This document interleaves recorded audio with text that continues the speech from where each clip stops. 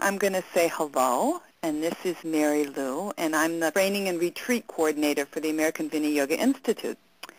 And I'm here having a conversation with Mirka Kraftsow, who is just a wonderful retreat leader, co-director of AVI's teacher training, and someone that has helped bring the yoga to Assisi, Italy, and every other year does a wonderful retreat and offers and helps facilitate a wonderful retreat for those of us that choose to make the pilgrimage to Assisi and be there with her. Hi, Mirka. Hello, Mary Lou. Thank you for conversation. Yes. So I thought we'd have a little conversation and let people know something about the retreat in Assisi and about their experience of being there. I know you've been there many times.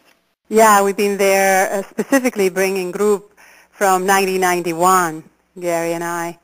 And it was the result of a dream that Gary and I had as we spent time in Assisi together.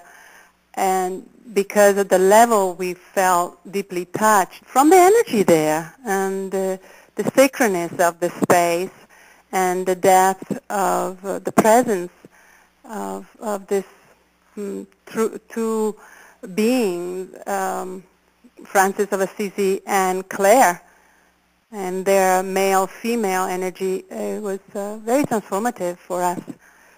As you know, I'm also Italian from birth and was born near Venice, but Center Italy was always a very important part of the mysticism in me.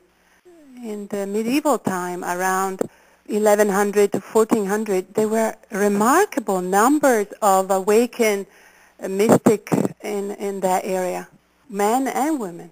It's very rich in the depth of devotion and contemplative life.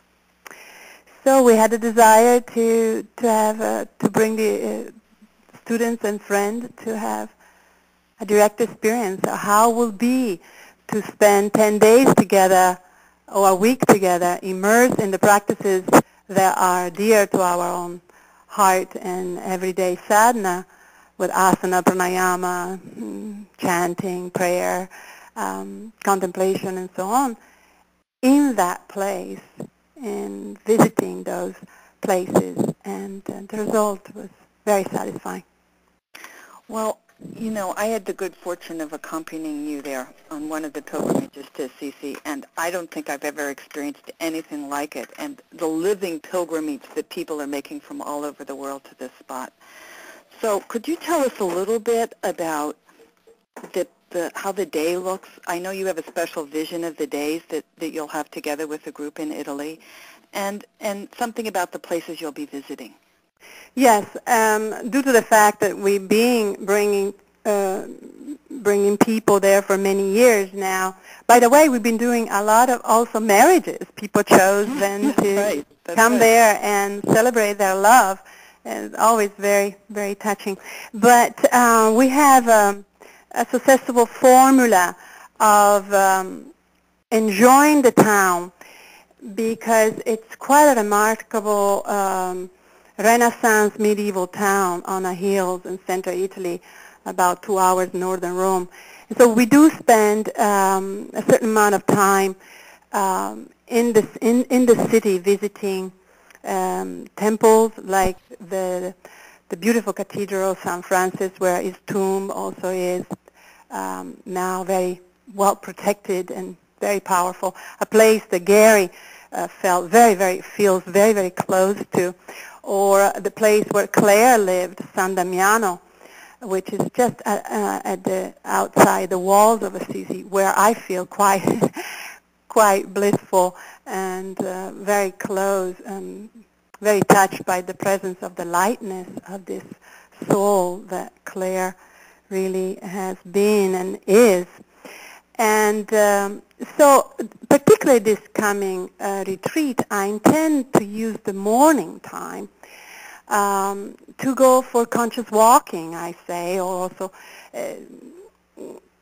silent walk where we immerse ourselves in walking the street and seeing the places of Assisi when its inhabitants most of the time are still resting and the shops are still closed, and take a deep breath of that, the presence of the ancient time as per now. So I intend this next retreat in July to dedicate the morning time, which also is very nice and cool for that practices. And then each morning we will go to different places where we can just walk to, and gardens or churches or temples, or just up the Rocca, a little castle on the top of the hills, and just take some quiet time, do some breath work, do some simple ritual of asanas that we can do standing, and then coming back and celebrate our togetherness and go for breakfast together. And so that this is a new thing that I feel very enthusiastic about it. And then in the late morning, before lunch, we usually do a nice practice and teachings. Usually we address the teaching of the Kriya Yoga of Patanjali's second chapter as that inspiration of cultivating our personal sadhana, our personal practice, coming closer to discovering and transforming in our own place, in our own heart, in our own mind.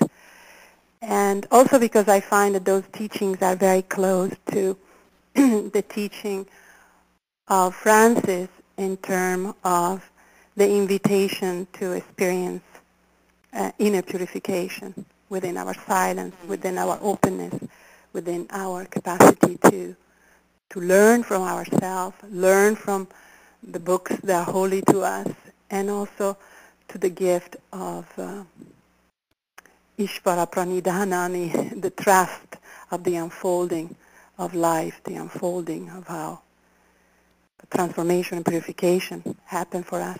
So that would be one of the main focus of the morning, usually before lunch, about 2 hours, 2 hours and a half, 2 hours and a half, and so.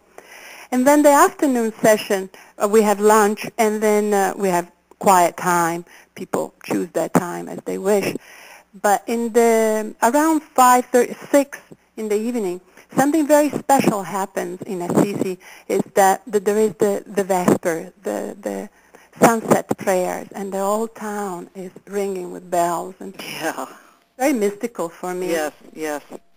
Reminding me of a life that has order, that has a heart in it, that wants to connect with the mystery of life, with God, with that sustain us, with intention.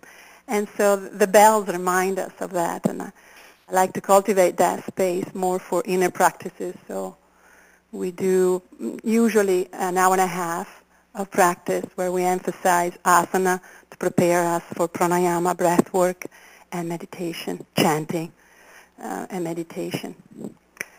Every other day or so, we also go for some outings. Oh, yeah. Yes, we go some outing that everybody remembers with much love. And the Eremo, anyway, some outing in places that has a lot of power of spirit. And usually as we get quiet, inevitably we feel it and very deeply. And so we will go to quite a few of those places. And then also we take usually a day, sometimes two, and we go visit a nearby town. One is called Spoleto, lovely place.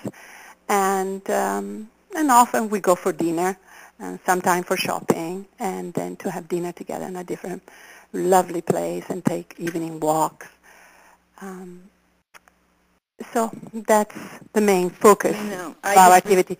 There is time for shopping and sightseeing on your own, on your own time, on your own desire. But mostly people stay relatively closer to each other and to the schedule because we build energy together in creating that order, and the teaching goes very deep and allow us to have a direct experience that it's usually unforgettable.